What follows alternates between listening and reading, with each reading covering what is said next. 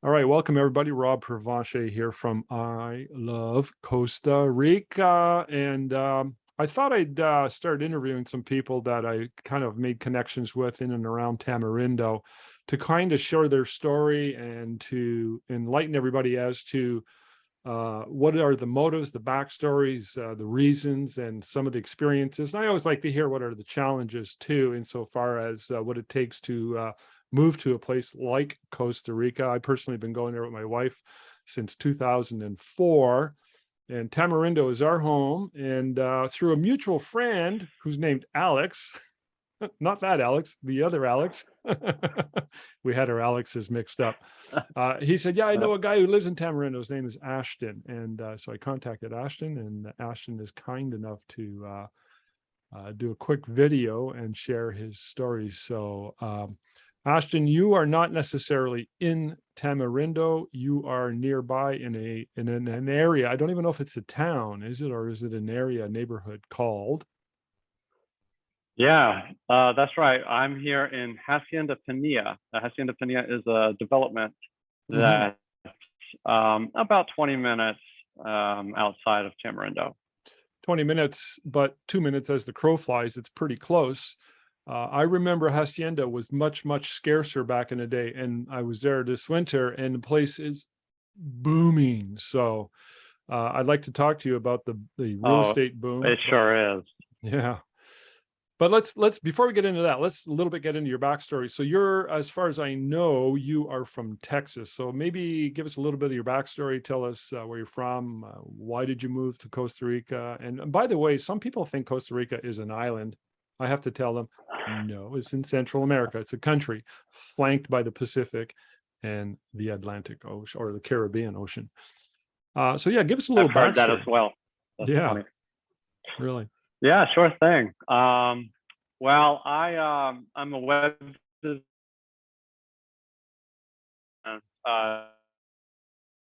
Love travel, and me and my fiance at the time were discussing, hey, what if we just lived abroad? Very general. I've been in my career 20 years. Let's just change it up. So actually, when we got married, we used our honeymoon to scout different places. Of course, we did a lot of homework ahead of time, but we went to Belize and we went to Costa Rica. We went to about 3 or 4 and just checked them all out. And then we found that Tamarindo in Costa Rica was just right. It was developed enough. We could get kind of everything we would want at grocery stores, and the medical was just fine, and there's enough entertainment. And so we decided that was the place. And then we went back to the States and then came back to Tamarindo a second time, and just met as many people as we could. I mean, this was probably only a week or two, but we met every realtor we could and talked to as many people as we could because we were trying to find a place. And that's what it took. So after these trips, we found a great place to rent and moved. I told my job I was going to go remote contractor. They were okay with that. Cool. So we did it. We kind of packed up a bunch of roller bags and laptops and moved on down. Now, what year was that? Oh gosh, it was about 6 years ago at this point. All right. So not too long ago. Your wife, is she also a digital nomad working from Costa Rica from afar? Yeah, basically. At this point, she is. We actually, we could get into this more, but we decided to keep our home in Austin, Texas, turn it into a vacation rental, and that takes some management. So she manages that, remote from here. Smart. I bet you're glad you hung on to it, the way the real estate market's going. Oh God, we are now. Yeah. We sure are. That's really turned into its own business. Well, Yeah. let's go. I want to just touch on that for a second, if we can, because I'm curious. Are you long-term renting, or are you Airbnb 2-3 nights, or weekly or monthly at a sort of little time slots? Or Sure. Out of the 6 years that we've kind of been living abroad, we've done both. So I would say at first we decided, let's put everything in storage. Let's get a long-term tenant Mhm. and, have a nice rental that, pays for the mortgage and just live abroad. And we did for a year and a half. You And then tried we it. decided, I kind of miss home. We tried it, and then we missed home. I mean, Austin's a really fun town, I so hear I you. miss my barbecue and Yeah. all my live music. So it was more difficult to go back to Austin because we don't have our house and all the stuff's in storage. Yeah. So we decided at that point, let's turn it into a vacation rental. And so we've done both, and we just love the vacation rental now. Yeah. Location. We're lucky. It stays pretty booked. It's right by, South Congress, the Strip. Nice. So you'd like to go back to Austin to get your fill. And we black out the dates. Yeah. That's right. Right. That's interesting. A few times a year, we'll black out and we'll go back. That would make sense. So we love this. It's a good lifestyle. That would make sense if you had a place like Austin, because Austin's so weird and so cool. My wife and I come from Sudbury, which is a mining community. We don't have a lot going on here, but right. It might not be booked as much.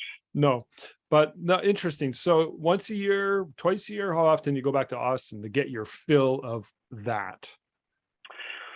Yeah, it really changes every year now.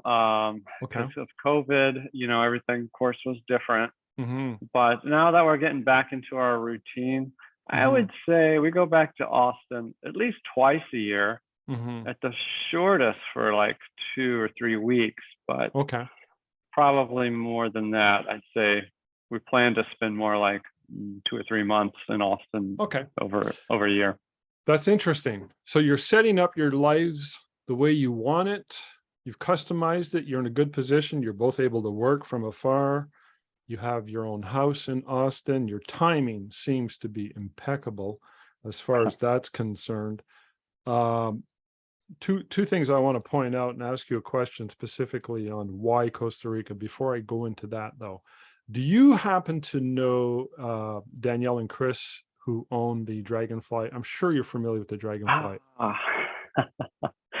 Yes, in fact, he is the best ping pong player. Yeah. I have yet to beat him. Okay. Yeah, right, I know him, and I love the restaurant. And sometimes, it's one of the best restaurants. One of the best restaurants in Tamarindo. Now, I'm just bringing them up because they're actually from my hometown here, and they come up like you guys. They go to Austin. You go to Austin for 2-3 months. They come up here in summertime, which is prime time, and they have a cottage in the woods, beautiful area, and they're living a similar life to what you guys are. Chris was almost a professional hockey player, by the way. They're very good at Frisbee too, by the way.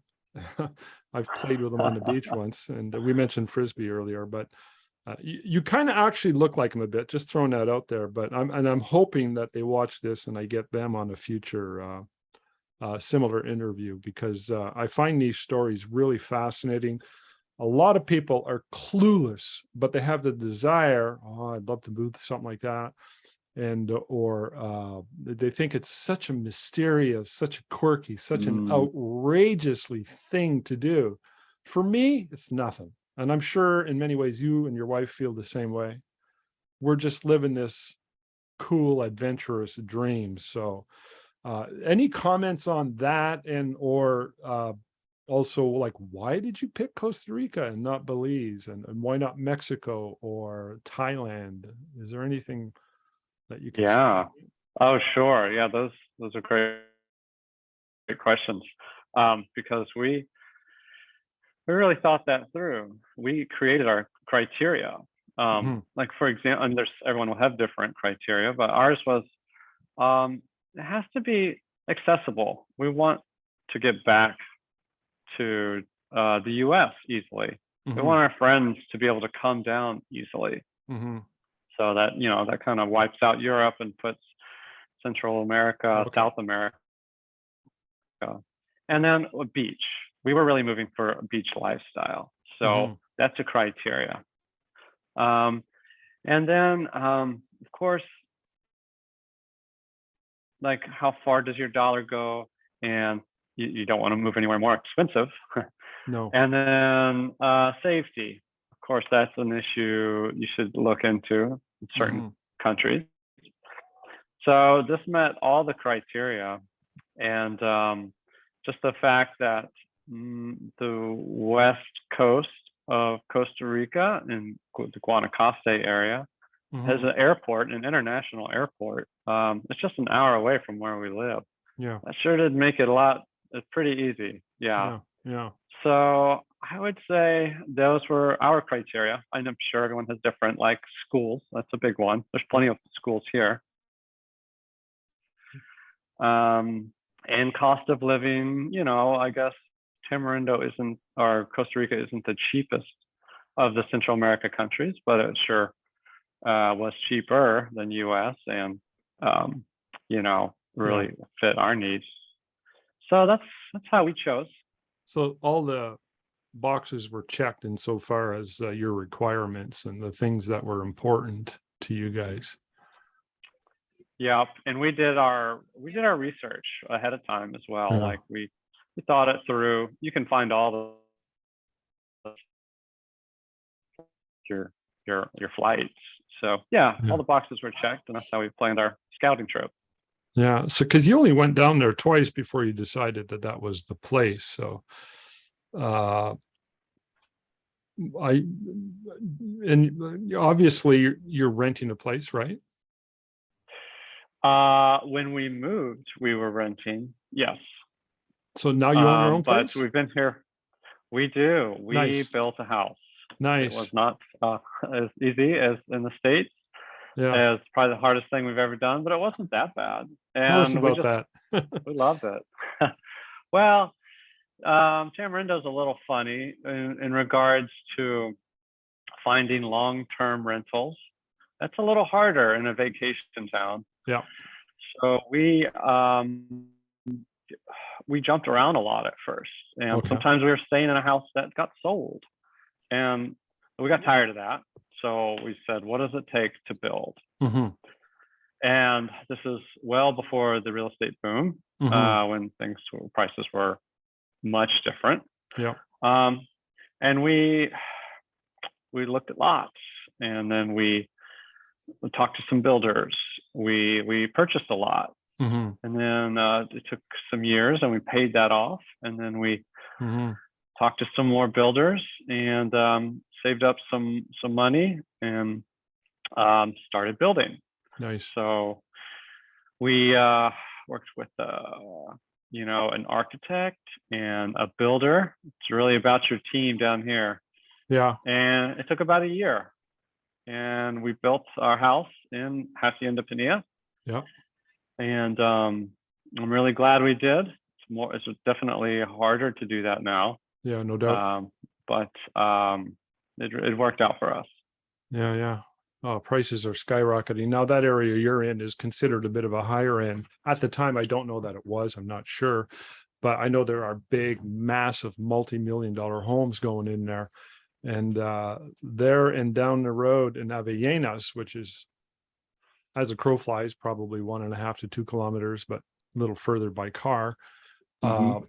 Where Lola's is in that area, there are new houses going up in that area, and so they're further south, and it's attracting a lot of people with a lot of money who are building these big mansions. And one of the reasons I've heard, I don't know to what degree this is true, anecdotally, it's sort of true from what I've talked to, but not necessarily in those demographics where people are multi-bazillionaires. but just general people that I've met over, especially last winter, people are trying to get away from North America. And that's the United States and Canada. And I asked them all, they come down there, young families, and I'm like, why did you move? And they, without hesitation, politics. They just want to get away from the Mm. BS and all of that stuff. So none of that was predicted when you first went down there, right? So your timing's Yeah. impeccable, man. You timed it out just right. So I think that is the reason there's been such a lot of people moving, and the real estate prices have at least doubled. Yeah, doubled. it's unfortunate that pain point brings people down here. Once Yeah. you get down here, though, people just really relax and everything's okay. I was going to ask I you mean, about that. Yeah, certainly. you look I at mean, all the boxes that got checked. The one that is sort of the nondescript one is, and my wife and I have felt this since day one, since we started going down there. It's just this vibe. There's just a vibe, and they call it pura vida, and that's important to you guys, I would imagine. oh, it sure is. I would say we moved here to get away from kind of the city grind, Uh-huh. but we're staying here and built here because of the pura vida lifestyle, Yeah. because things are slower, just more meaningful. Yeah. Yeah. The sun goes down every day, and that's the big social event. Everyone gathers at the beach to meet. I mean, how great is that? Where's your favorite place to go at sunset? Do you have a spot that you prefer? Oh my gosh. Well, over the years, in Tamarindo, we lived there, I guess, most of the time. Mm-hmm. And I'd say, we change it up, but Chiringuito is a popular place right now. Yeah. But I see the expat group, maybe might move to a different restaurant every Gets a little couple of clicky, years. doesn't it? But it's definitely a mix of, it's Okay. a good mix of Costa Ricans and then expats and then, Yeah. vacationers. So how far are you from the beach, walking in minutes? Well, I'm in, Hacienda Pinilla. It's Mhm. different from Tamarindo. This Mhm. is a golf development. Yeah. It's 4,500 acres. Yeah. Really big. There's Yeah. 7 neighborhoods. Oh. So I can ride my bike to the beach in about, I don't know, 3-5 minutes. Pretty good. Yeah, 15, so pretty close. 15, 20 minutes to walk. Yeah, something like that. Yeah, too far to walk, I would say, Yeah. from my house. Did you buy a car? Yeah, that's always, everyone has their own interesting story about how they came up with their car. Yes, we bought one last winter. We have some interesting things, but so Yeah. you did buy a car. So we then, huh? did. We bought a car twice. Yeah, it's a challenge, I'd say. You really need a car down here if you're going to live long term. Mhm. And this is very living on the coast. There's a lot of weather conditions, so a lot of the cars are in bad condition. And then you have your typical people not selling a car, not Yeah. telling you the full story about it. Yeah. So that's a deal. And then of course you have import tax, and you have shipping costs, basically making a vehicle kind of almost twice what you would pay in the state, or It's at a least lot of money. 25, a lot of money. Yeah. So it's hard to get a car. Mhm. But yeah, you have to. It's very doable though. Yeah. You talk to the right people. There's many cars for sale. Yeah. And yeah, so we got one, and it's strong enough to weather the rainy season here. So do your due diligence and don't rush into it. And I would say the same thing to anybody moving the way you guys did. You did a lot of homework. So I want to just a couple more quick questions. I'm going to let you go. What advice, or if you had to do it over again, is there something you would do differently, or what advice would you give the person who's considering doing what you're doing? All right, it's a good question. Because I have heard many stories and versions of people moving down here, but to be honest, I don't think I would have done it differently. Okay. I Cool. think the main things we did to make our journey successful was to don't jump into it. Like, don't sell all your stuff and your house and move because you just have this, to save on money, and Hmm. then you have to live off that money in a place that's new to you. Like, I Yeah. hear that story that's unsuccessful for people. But the story that works is people come down here, they spend a couple weeks, and then they spend a season, get an Right. Airbnb for 3 months. Right. And then it's really who you meet. The people we've met in networking is really all the research. You can do as much as you can online, but when you get down here and Yeah. start meeting people, that's when you learn the things that'll really get you comfortable. So Yeah. I would say don't jump into it, and spread it out, and just come down here and get your feet in the water first. Nice. That's really good advice. So do you consider it safe? People ask that all the time. So it's probably what a lot of people are thinking right now if they're watching the replay. Yeah, right. I hear that question from people in the U.S. a lot too. It's extremely safe. It's certainly, I'd say, the safest of, well, in my opinion, like Central America. Okay. I mean, the motto of the country is Pura Vida, pure life, and they really are happy. Oh, there you go. I just noticed I have a sign. My background Nice. is You it's so brought some messy. back with you.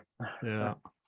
Pura But vida. people are naturally happy here. I mean, Yeah. if someone's walking up to you and they say something, it's gonna be nice. It's gonna be hello, how are you? Yeah. It's very safe. Yeah. Of course, it's watch your stuff. Don't leave it out on a picnic table. Use common sense. Use common sense. Yeah. Yeah. I was saying that to some when we were down there last winter to describe the Costa Ricans, the Ticos and the Ticas. I said, I've never, ever in my entire experience of Costa Rica met a grouchy, angry, or miserable Costa Rican. Sometimes they'll look like they're in that, but then you start talking to them and they just radiate and smile. Yeah. It's just their nature, and that counts for a lot. And I don't know what you feel about this, but to me, and I've had others tell me the same thing, it feels like you're going back in time in many ways too. Yeah, it does. Well, especially this area. This is rural, Mm-hmm. and it certainly is a little back in time. You have your community. Maybe you have to help Mm-hmm. shovel an irrigation or pull someone out of a ditch with your car, or It's a cool yeah, community. it's simple, Yeah. and it's a little more, do it yourself with your community. Yeah, Okay. a little back in time. Last question, I'll let you go. And I appreciate you taking time out. And it's to do with work. I understand, like, you are a WordPress web developer. That's sort of your niche. And do you have your own company, or are you working for a company? Good question. So when I first moved here, I was working for a company. Okay. It worked out well. I was a contractor. I kind of got less and less hours as they Okay. got more and more in-house staff. You got So pushed aside. I saw it coming. So I was like, I better start my own web design agency. Smart. So I did. And that works best now because I get to make my schedule. And it's working out. It's working out great. Yeah. Yeah. Okay.